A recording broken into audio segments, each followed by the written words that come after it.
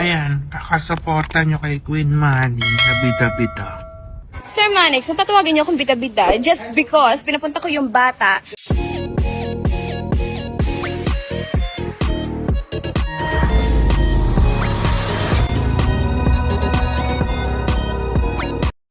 Ayan, kakasuporta nyo kay Queen Manny na bida-bida.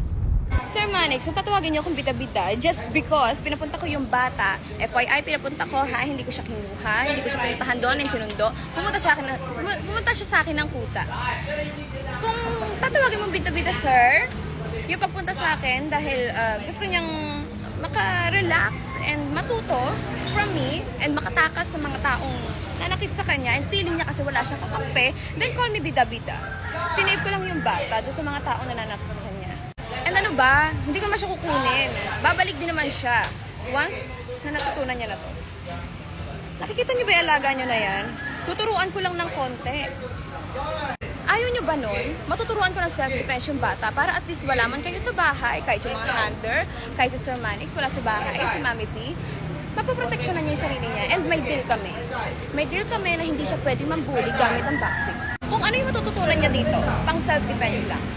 At sinabihan ko siya na huwag mananakit pagbalik dyan dahil hindi naman biro ang mag-boxing. Don't worry, isasoli ko siya. Hindi ko lang alam kung kailan, pero isasoli ko siya. Nasa mabuting kamay naman yung alaga nyo. Hindi ko naman inaano to or what. Tira nyo naman, ayaw nyo ba lumakas yan? Resistensya. Plus, alam niya na kung paano mag-self-defense. Hindi lang sa bahay nyo, kundi dun sa labas, di ba? Babae yan, kailangan niya ng self-defense. Hindi yung puro sabunutan yung natututunan, di ba? Diyos ko, sabunutan. Diyos ko, masyado na yung ano. Turuan natin ang suntukan. Hoy, galingan mo dyan. Kapag di ka natuto, balik sabunutan ka ulit. Galingan mo. Total, kamukha mo naman yung coach. Galingan mo dyan kasi galit na sa akin yung si Sir Manix mo. Nakala is nanakawin ka to sa kanya. Don't worry, nasa mabuting kamay siya. Hindi siya pinapabayaan dito. At hindi ko sasayangin yung mga oras na nandito siya. Kilala niyo?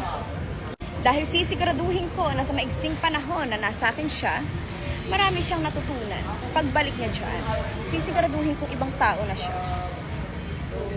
Huwag ka na magalit, kiss na lang kita pag nakita kita in person. So, ayun nga guys, naguguluhan nga ako sa mga pangyayari kasi nga, syempre, hindi nga rin naman talaga ako nagpaalam sa kanila na pupunta nga ako dito kay ate. So, kasi gusto ko lang naman ng peace of mind, gusto ko ng tahimik na mundo. Gusto ko ng, alam niyo yun, yung masaya ka lang.